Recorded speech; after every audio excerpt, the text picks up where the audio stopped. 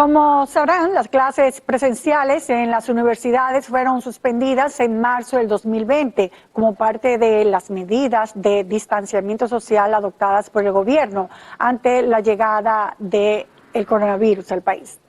En este trabajo que le vamos a presentar a continuación, pretendemos analizar los motivos por los cuales tenemos 2 años de clases universitarias virtuales, cuando prácticamente todo está abierto y las medidas tomadas por las autoridades ante los reclamos de muchos sectores que hacen, que dicen, que reclaman, que piden el retorno a las clases presenciales en los centros educativos superior, sobre todo cuando ya la clase, por ejemplo, de las primarias, secundarias, están abiertas, aun cuando hay una demanda de la ADP de que los profesores no asistan por el problema de la gran contaminación que hay. De hecho, ahora, por ejemplo, en Francia, los profesores, los docentes, los académicos y las asociaciones de padres salieron a quejarse por las medidas del gobierno muy variantes para la apertura de las clases en Francia, aun cuando este país ha sido de uno de los países que más clases ha dado en esta pandemia. Pero aquí, por ejemplo, estas clases virtuales que fueron pues improvisadas en el sector público y también en algunas universidades privadas dejan mucho que desear. Todos tenemos hijos donde vemos cómo están recibiendo las clases, donde los profesores no tienen la mínima experiencia y muchos de ellos no están preparados para la virtualidad. Pero no se sabe por qué las clases de las universidades no han comenzado, cuando ya están abiertos, por ejemplo, los casinos, los hoteles, los cines, los espectáculos. Las bodas, hay bodas de miles, hubo una boda el otro día de muchísimas personas, todo eso está abierto, pero las clases de las universidades no se pueden y no se entiende por qué, y es precisamente lo que vamos a cuestionar. Lamentablemente, las autoridades del gobierno, en este caso del Ministerio de Educación Superior, no dio la cara para respondernos a nuestras inquietudes de todos los padres que queremos saber por qué existe todavía la virtualidad en las universidades cuando todo está abierto. Incluso, señores, se me quedó, los bares están abiertos, los restaurantes están abiertos y un gran etcétera. Vamos a ver. Todos en libertad para el disfrute, pero mientras los universitarios pueden estar en el teteo full, pero no para ir a las universidades a estudiar, porque ahí las cosas cambian. Pareciera que solo para esos recintos educativos es donde debe aplicarse todas las medidas del COVID. Desde casi 2 años se han mantenido muchas de ellas en la virtualidad improvisada, que ha hecho que las clases se conviertan en simples videoconferencias aburridas y sin el control si el estudiante sigue en la clase o no. Como por ejemplo, imágenes como esta se repiten en cada hogar dominicano. Esos niveles de deserción que son grandes se están dando en las universidades públicas y de bajo costo porque básicamente la virtualidad ha afectado a personas con escasos recursos, que no tienen computadoras, que no cuenta con un espacio adecuado, todas esas personas o que han tenido que por el mismo motivo del COVID trabajar. Sin embargo, hay muchos estudiantes de universidades ya un poco más costosas que han desertado por depresión, por ansiedad, por la baja calidad. Sin embargo, salió publicado y lo puede buscar, las estadísticas en esas universidades, vamos a decir, de cierto nivel económico, son las menos afectadas en cuanto a deserción. Nosotros tuvimos deserción al principio de la pandemia, donde llegamos a tener hasta cerca de un 40% de estudiantes menos. Pero ya hoy en día, gracias a Dios, eso se ha recuperado. Es un problema mundial que ante la evolución de la pandemia, los diferentes países implementaron un conjunto de medidas para contener la propagación del virus. Una de las primeras fue el cierre de las universidades e instituciones de educación superior. En una primera fase de impacto, el confinamiento obligatorio y la imposibilidad de mantener las actividades universitarias en su modalidad presencial tuvieron un impacto enorme para los centros de enseñanza superior. De acuerdo a los datos de la UNESCO, a principios de abril del 2020, las universidades de 185 países de todo el mundo cerraron, afectando cerca del 90% de los alumnos matriculados. En poco tiempo, las universidades se vieron obligadas a adaptar sus métodos de docencia presencial en actividades de enseñanza y aprendizaje a distancia. Este fue un proceso difícil, tanto en términos de necesidades tecnológicas como de adaptación de los procesos de evaluación. El 80% de las universidades indicaron que la actividad, por ejemplo, de investigación, práctica y laboratorios, se vieron afectadas por la pandemia. Según las estimaciones, más de 1.500 millones de estudiantes se han tenido que enfrentar a esta situación y ha resultado difícil tanto para los estudiantes como para los docentes, que tienen que enfrentarse a los problemas emocionales, físicos y económicos provocados por la pandemia. En nuestro país, el esfuerzo fue mayor por la falta de preparación, inversión, de innovación en las universidades, en tecnología. Esa es una de las problemáticas. Lamentablemente, el maestro muchas veces no tiene control y esa es una de las problemáticas de la virtualidad, porque muchos maestros exigen, pero el estudiante puede decir, tengo problemas con el internet, se me dañó la cámara de la computadora y toda una serie de excusas. Entonces, ha llegado el punto en que el profesor universitario se ha cansado y él mismo o ella misma pide apaguen las cámaras. Y es lo que está pasando en la realidad. Desde marzo del año pasado, el organismo rector de la MESID había establecido ir abriendo las aulas. Algunas lo hicieron, otras, sin embargo, se quedaron en la virtualidad.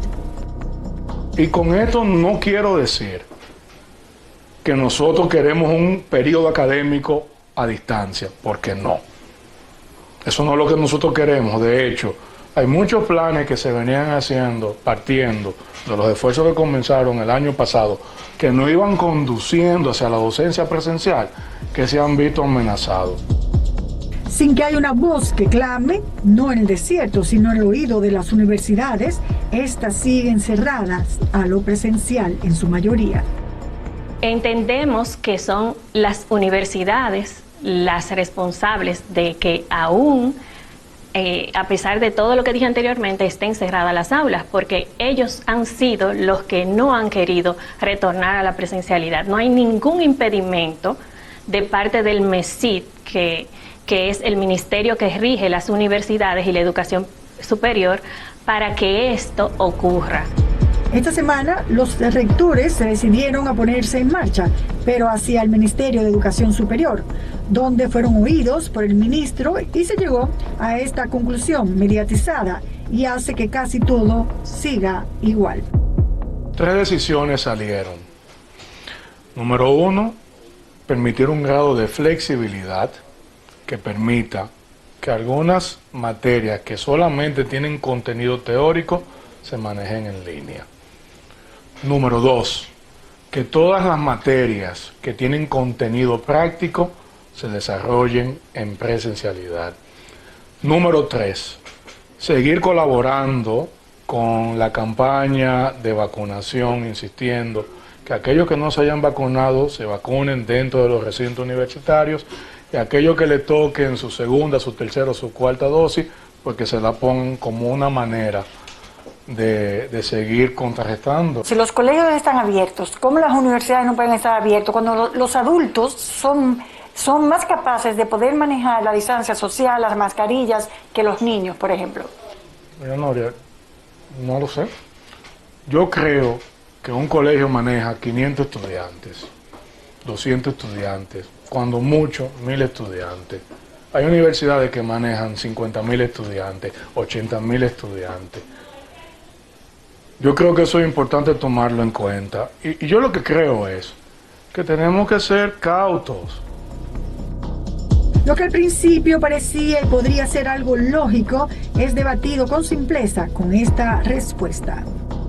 Bueno, realmente no concuerdo con esa opinión. Si vamos a calcular eso, debemos calcular el espacio por metro cuadrado con lo que cuentan las universidades para recibir a esos estudiantes. Y entiendo que no se compara el espacio físico que tienen las universidades de nuestro país con el espacio físico de un colegio que está hecho para eso. Y de hecho, en las aulas universitarias no agrupan una cantidad de estudiantes, no extralimitan ese número de estudiantes. Con este pensamiento de que la vida del campus hay que vivirla, no puede ser por ordenador, muchas universidades en otros países han abierto con diferentes estrategias para la normalización. Es obligatorio el uso de mascarillas higiénicas, tanto en los espacios del aire libre como los espacios cerrados. Se han adoptado medidas para garantizar siempre que sea posible la distancia mínima de 1.5 metros, evitar aglomeraciones en el transporte como en los espacios comunes. Otras han establecido un plan escalonado de tal forma que por cada turno solo acudirán al campus el 40% de los estudiantes. Las aulas se limpiarán a fondo por el personal de limpieza de la universidad de manera exhaustiva al final de cada turno. Las universidades no tienen un plan para implementarlo conjuntamente, sino quizás de forma individual y según se pueda. Primero, en el ámbito de la calidad educativa que reciben, es totalmente inaceptable el nivel educativo que están recibiendo los jóvenes universitarios a través de la virtualidad. Yo entiendo que los profesores han hecho un gran esfuerzo, pero lamentablemente no es lo mismo. En ese sentido, también ha afectado la motivación. Los muchachos tienen 2 años prácticamente tomando clases en espacios que no han sido los preparados para eso, en la casa, en la sala, en las habitaciones, cansados de estar trancados en una habitación, o si es, por ejemplo, en la sala, pues la vida cotidiana de la familia interrumpe esa concentración. Y es que urge que se haga algo, porque no hay duda de que hay una gran preocupación por la preparación de los futuros profesionales online dominicanos. Esta virtualidad los convertirá en profesionales preparados.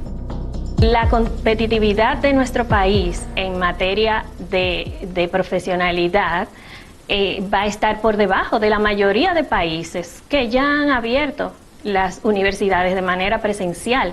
Entonces, en una sociedad globalizada, en un mundo globalizado, eso perjudica a los estudiantes dominicanos, porque la competitividad frente a un profesional extranjero va a verse limitada por esta situación. Yo creo que aquí hay una experiencia que se está dando en el país, y aquellas universidades que lo han sabido hacer, pues han generado métodos que garantizan la calidad en formación a distancia. Aquellos que lo hicieron, yo estoy seguro que sí. Yo soy de opinión que la metodología o la forma en cómo se entrega la docencia no necesariamente garantiza calidad. Estamos con muchos intereses encontrados. Por una parte, el brillo virtual de los estudiantes, la comodidad de los docentes que desde cualquier parte dan sus clases, el bolsillo de los padres que han seguido pagando como si los estudiantes estuvieran consumiendo luz, limpieza, agua y seguridad, y los dueños de las instituciones privadas educativas donde han tenido un gran ahorro de lo antes expuesto. Mucha gente piensa que a ustedes no les interesa abrir porque tienen muchos ahorros, aun cuando los padres siguen pagando lo mismo. Yo no creo que ese sea el caso. Nosotros antes de diciembre, antes de que saliera este gran pico, ya teníamos un alto porcentaje de nuestra docencia desarrollada dentro del campus universitario. No toda, que quiero ser justo, no toda, pero veníamos escalonando. E incluso desde el año pasado, cuando todavía hablábamos de Delta, ya las universidades, sobre todo las que imparten docencia en el área de la salud, pues estaban dando clases en los hospitales donde no estaban manejando COVID, en los laboratorios que están dentro de la universidad. Es decir, que ya venía ese empuje. Entiendo que sí, que es un asunto totalmente económico, de pagos de déficit económicos de las universidades, y quiero reiterarlo claramente, responsablemente, entiendo que sí, porque no hay ninguna razón en materia de salud. El 97% de los estudiantes universitarios cuenta con al menos 2 dosis de la vacuna. Entonces, en materia de salud no hay ningún impedimento, digamos así. ¿Cuál es la posición de las demás universidades? ¿La misma que usted? Yo no quiero hablar por las demás universidades. Pero como presidente de la asociación. No, yo como presidente de la asociación le puedo decir que estoy de acuerdo con la medida adoptada con el ministerio en este momento, siempre y cuando se desarrolle un camino que nos vaya llevando paulatinamente de nuevo a la presencialidad. Y en mi opinión, no va a ser tan largo como el pasado. Aquí hay un tema de incertidumbre. Aquí hubieron profesores que fallecieron. Los padres en este país no tienen una asociación oficial que los ayude, los apoye, aboguen por ellos. Se han tenido que mantener con los brazos cruzados sin poder hacer nada. Solo una carta en los medios de comunicación de un comité de padres por la educación presencial universitaria que reúne a un centenar de padres de varias universidades es lo único que se conoce como queja. Nosotros hemos visto la necesidad de reclamar la apertura porque todo está abierto. Nuestros jóvenes están en las calles, nuestros jóvenes están en los bares, en conciertos, en todo lo que es el día a día nacional. Todo está abierto. Entonces, excepto literalmente las aulas universitarias. No entendemos por qué y no hay justificante para eso en este momento. Según el Ministerio de Educación, las estadísticas de diciembre del 2021, la tasa de contagio en las escuelas y colegios fue de 1.9%, en comparación con otros sectores, como el sector educativo, que es el 5%. Para estos padres está demostrado que los jóvenes y los niños están más seguros en las escuelas debido al protocolo que en las calles. Un poco difícil, o sea, yo prefiero 1000 veces las clases presenciales porque me siento más cómoda, en verdad. Bueno, por la situación con el COVID, yo considero que es lo más conveniente coger clases virtuales. Ahí se nos hace difícil a nosotros con esa vaina, porque nosotros hay veces que no entendemos nada. Porque en realidad abren todos los centros, un ejemplo, pero menos las escuelas, entonces yo no entiendo cuál es la cosa entonces. De las 39 universidades que hay en el país, llamamos a algunas de ellas para ver el modo que estaban, si virtual, presencial o híbrido. Las universidades con clases virtuales está INTEC, Iberoamericana, la Pucamaima, la UNFU, Universidad de la Tercera Edad, y universidades de clases híbridas, Universidad OIM, la UCE, Universidad Católica, APEC y UTESA. Pero no pusieron una fecha para abrir ya completamente. Vieron flexibilidad y le están permitiendo a las universidades que bajo su protocolo de bioseguridad vayan escalonando. A mediados del 2020, solo 4 países de América Latina se habían distinguido por un plan de aprendizaje universitario online efectivo por diversas razones. Uruguay estaba ya muy preparado para la enseñanza online desde hacía un tiempo. México había invertido mucho esfuerzo y por muchos años en el desarrollo de una televisión educativa multigrado. Chile le están sacando provecho al desarrollo de la evaluación online que tenían implementado desde hacía años. Mientras nuestro país, en el ranking de las universidades de Latinoamérica, aparece una de ellas en el lugar 350. Y nos preguntamos, luego de esta virtualidad, ¿en qué lugar estaremos?